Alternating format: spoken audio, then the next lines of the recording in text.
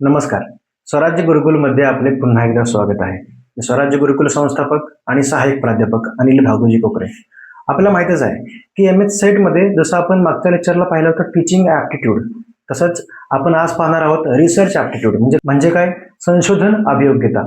बघा, रिसर्च म्हणजे नक्की काय? री आणि सर्च ह्या दोन शब्दांनी बनलेला हा शब्द आहे रिसर्च. ॲक्च्युली आपल्याला माहित आहे की आपल्याकडे 10 युनिट्स आहेत.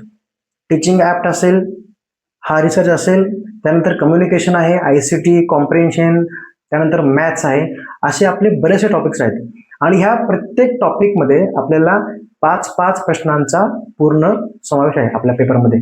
प्रत्येक टॉपिकचे 5 क्वेश्चन म्हणजेच 10 मार्क. हा सुद्धा त्याच प्रक्रियेमधला भाग आहे. 5 प्रश्न असतील आणि मग 10 मार्क असतील. आपण पाहूया की नक्की हे टॉपिक कसे कसे आहेत ते. पहिला जो आपला यातला टॉपिक आहे तो म्हणजे मिनिंग किंवा डेफिनेशन ऑफ रिसर्च. बघा, रिसर्च म्हणजे काय की एखादा शोध चांगल्या प्रकारे अनालिसिस करून डेटा कलेक्ट करून लावणे, एखाद्या मुद्द्याविषयी आपल्याला खूप चांगल्या प्रकारे समज देणे. मग नक्की डेफिनेशन काय याची मराठीमध्ये? तर ज्ञानाच्या कोणत्याही शाखेतील नवीन तथ्य शोधण्यासाठी विशेषतः काळजीपूर्वक केलेली ही तपासणी असते. मग तो रिसर्च काय असेल?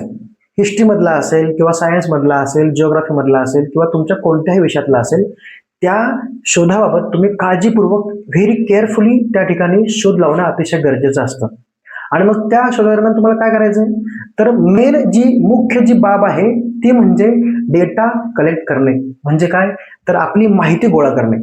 माहिती गोळा करून आलेल्या माहितीवर, आलेल्या पुराव्यांवरती तुम्ही कोणत्या प्रकारे अनालाइज करताय, त्या गोष्टी विश्लेषणात्मक मांडताय, हे अतिशय महत्वाचं आहे. म्हणून क्रेसवेलची डेफिनेशन फार महत्वाची. क्रेसवेल काय म्हणतो?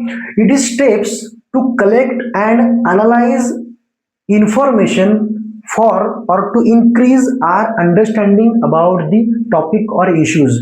कोणत्याही मुद्द्याविषयी, कोणत्याही घटनेविषयी, कोणत्याही घडामोडीविषयी जेव्हा आपल्याला माहिती हवी आहे, जेव्हा आपल्याला शोध लावायचा आहे, संशोधन करायचं आहे, रिसर्च करायचं, तेव्हा आधी काय महत्वाचं? तर त्या मुद्द्याविषयी, त्या घटनेविषयी, त्या घडामोडीविषयी आपल्याला आधी माहिती गोळा करणं फार गरजेचं असतं. म्हणजेच काय? डेटा कलेक्ट करणे. मग तो डेटा प्रायमरी असेल, सेकंडरी असेल किंवा मग अजून कोणत्या प्रकारचा असेल, परंतु डेटा गोळा करणं फार महत्वाचं आहे. डेटा गोळा केला की मग त्या डेटा गोळा केलेला जी काय माहिती आहे त्या माहितीवरती प्रत्येक संशोधनाचं आपलं एक मत असतं.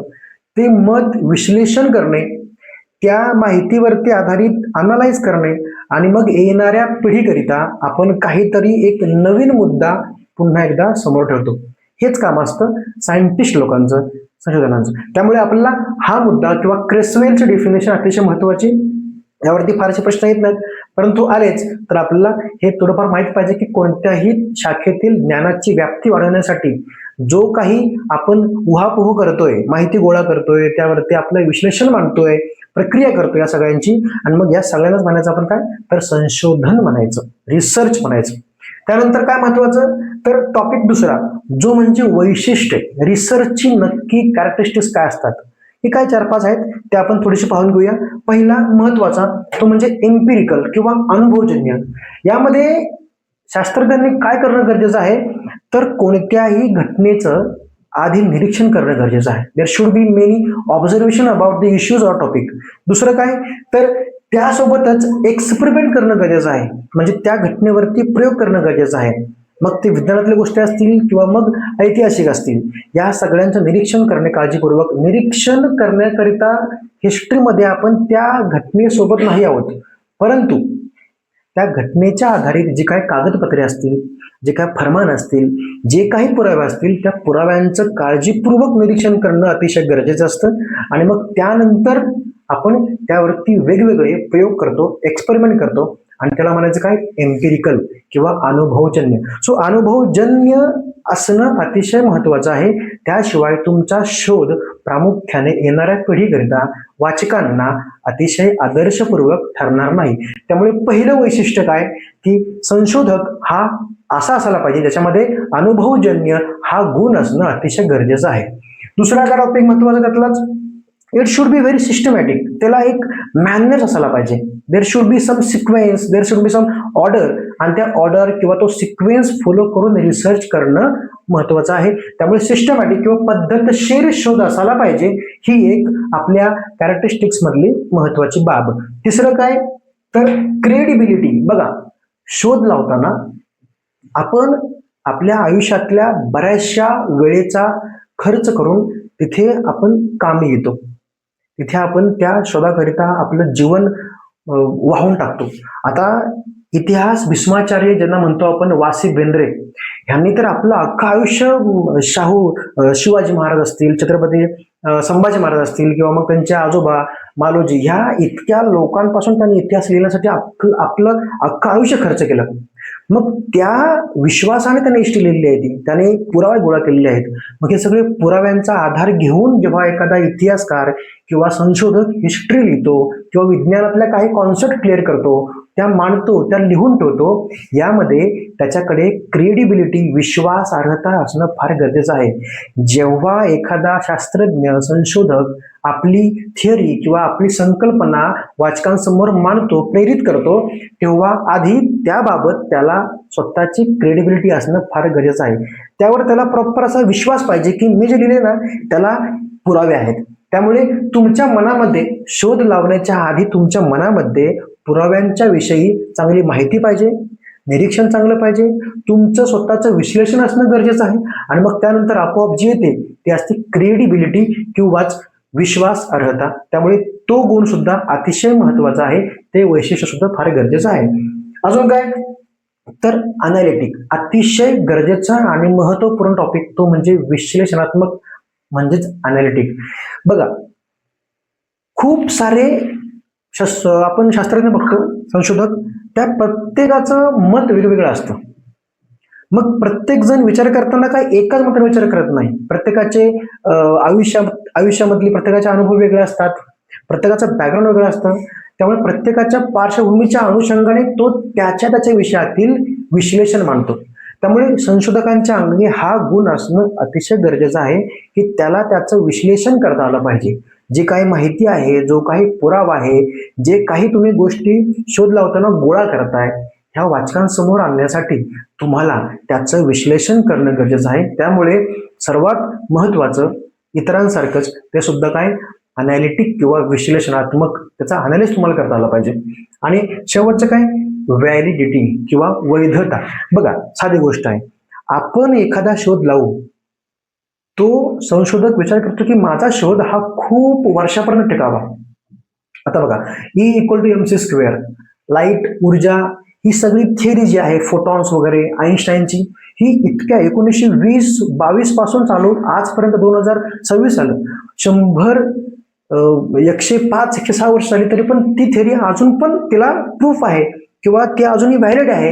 याचा अर्थ काय की संशोधकांनी त्यावरती बऱ्याच विविध अंगांनी त्यावरती काम केलेलं आहे. त्यामुळे संशोधकांच्या पूर्ण या आपल्या चॅप्टरमध्ये सर्वात महत्वाचा टॉपिक तो म्हणजे काय, जसे इतर आहे तसं हा सुद्धा काय व्हॅलिडिटी किंवा वैधता असणं गरजेचं आहे. सो हे काय टॉपिक्स आहेत, हे काय पॉइंट्स आहेत ज्यामध्ये आपण पाहतो की रिसर्चच्या कॅरेक्टरिस्टिक्स बाबत आपल्याला थोडीशी तिथे माहिती मिळते. जर तुम्हाला कधी प्रश्न आलाच की खालीलपैकी कोणता पर्याय हा कॅरेक्टरिस्टिक्स किंवा वैशिष्ट्यांचा भाग नाही कुणाच्या संशोधन अभियोगितेच्या, तर आपल्याला हे काय टॉपिक्स आहेत, त्यात आपल्याला हे जे पॉइंट्स आहेत त्या पॉइंटचा अगदी तोंडपाठ असणं गरजेचं आहे. इव्हन ते कॉमन सेन्सने सुद्धा आपण त्यावरती मात करू शकतो.